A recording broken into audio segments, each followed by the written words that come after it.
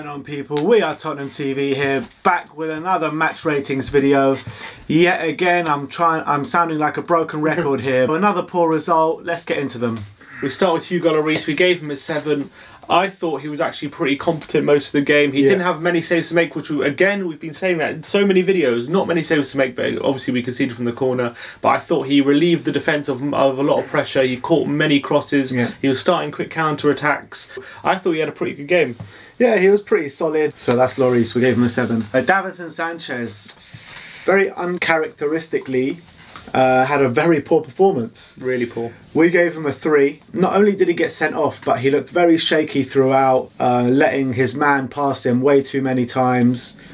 And that sending off, like, I don't know, you didn't think it was a sending off, did you? I looked at it again. Upon first view, I thought he could have got away with the yellow, but what I saw wasn't as good quality, so I saw it in like 1080p and HD, and yeah, he does really catch him in the elbow. I can understand. If you put your elbow up to his face, it's I think he was just trying to block him off. I don't think he led with his elbow like that. It's not a question if it's intentional or non-intentional. It's just clumsy.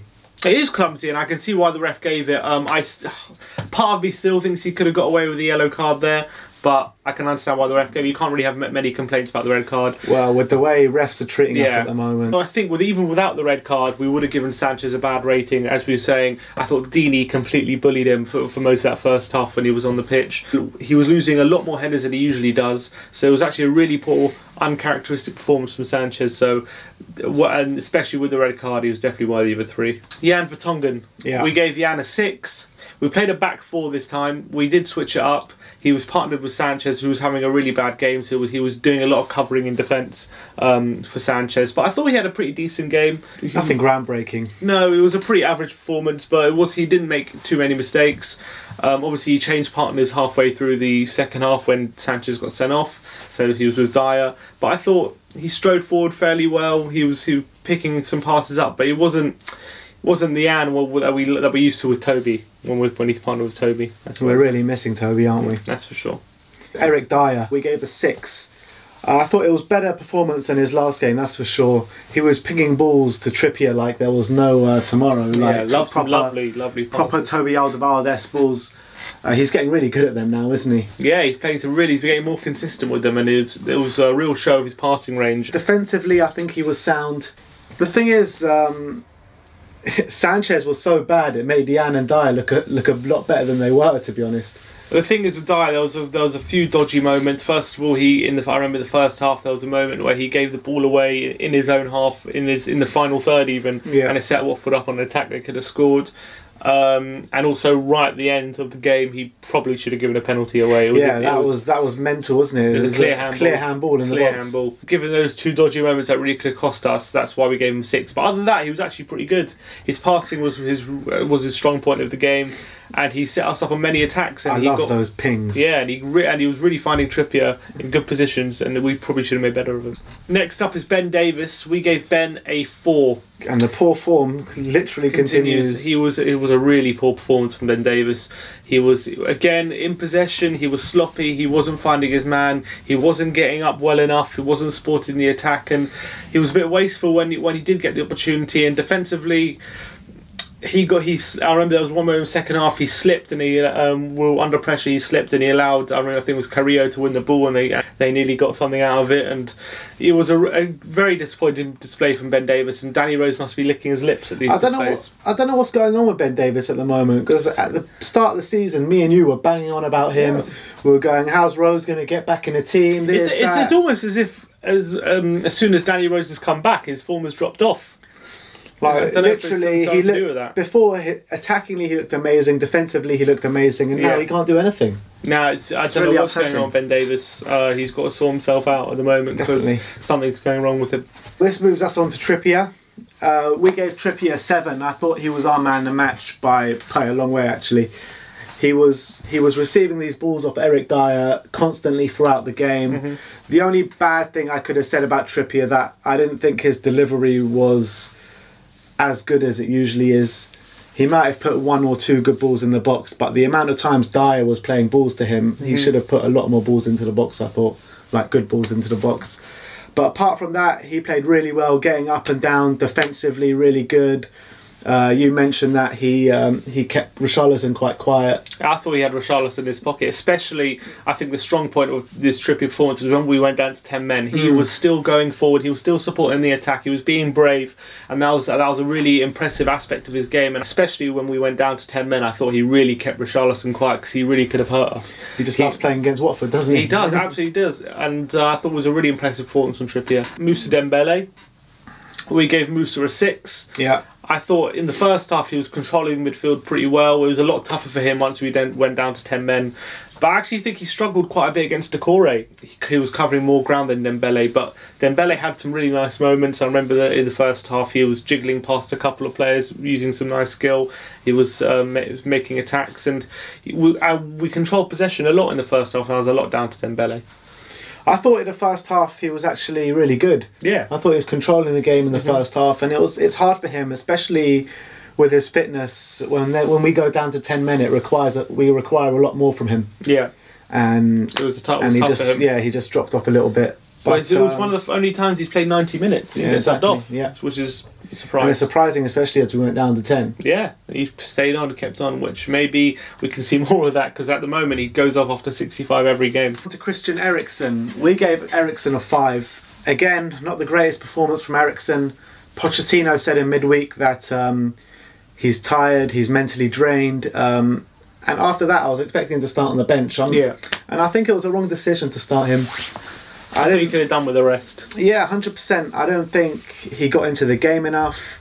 And when he did get on the ball, he didn't look that good. He did get the assist. He got the assist, yeah, to be fair to him. It was a really good assist as well, I thought, for Son. A really nice ball across the box and a good run. But that's what happens with these players, you know, like Ali and Eriksen. They can play bad the whole game and produce moments of magic. Yeah.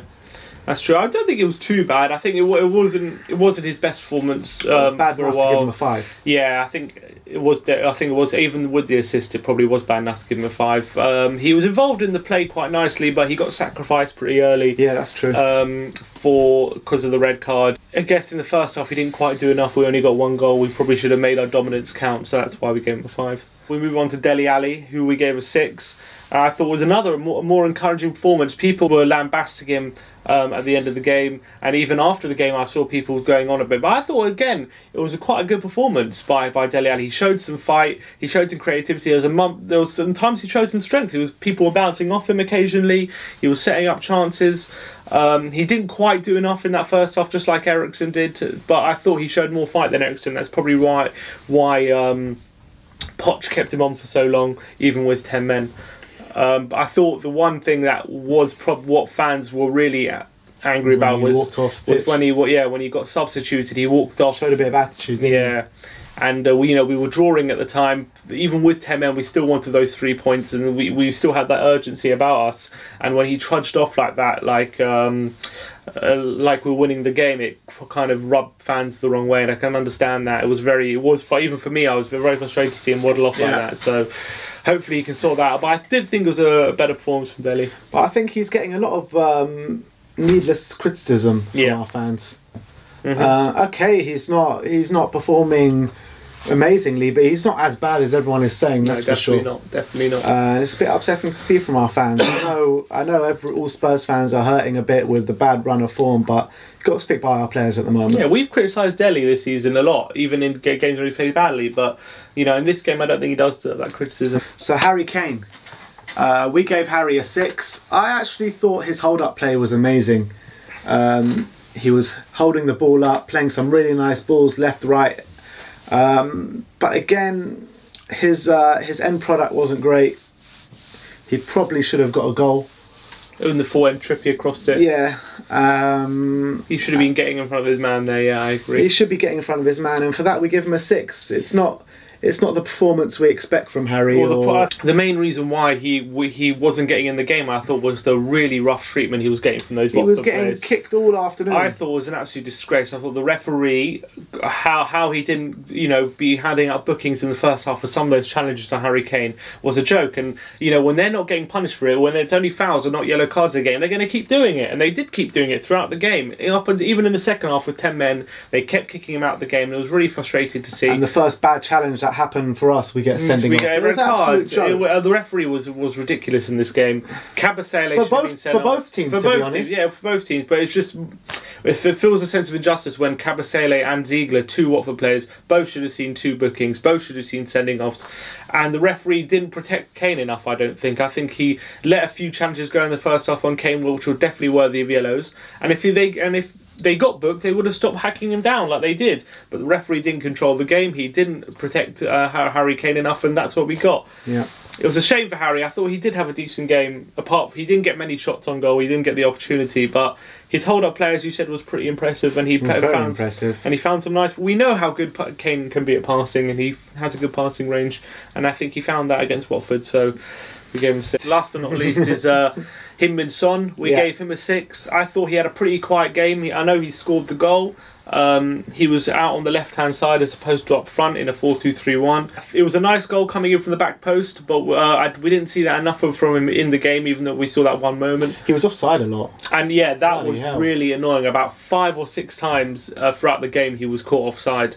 And a player with Son's pace doesn't need to be caught offside that often. He should be able to judge the run. So annoying. It was like having Jermaine Defoe back up front again. Oh. It was really a lot of the fans were getting frustrated about that. Every move kept breaking down because Son kept being caught offside. Yeah, but having said that, he did get the goal. He did get the goal. He was back in the game. He was looking kind of dangerous throughout the game on the left-hand side, but he didn't quite show enough to get better than a 6. I don't think so. Just a couple mentions probably on the subs. Yeah, Lamela came on with about 15 minutes to go, didn't he? Yeah, for Dele maybe. I thought he impressed again. Wasn't as impressive as it was in Leicester, but I thought he showed some nice touches.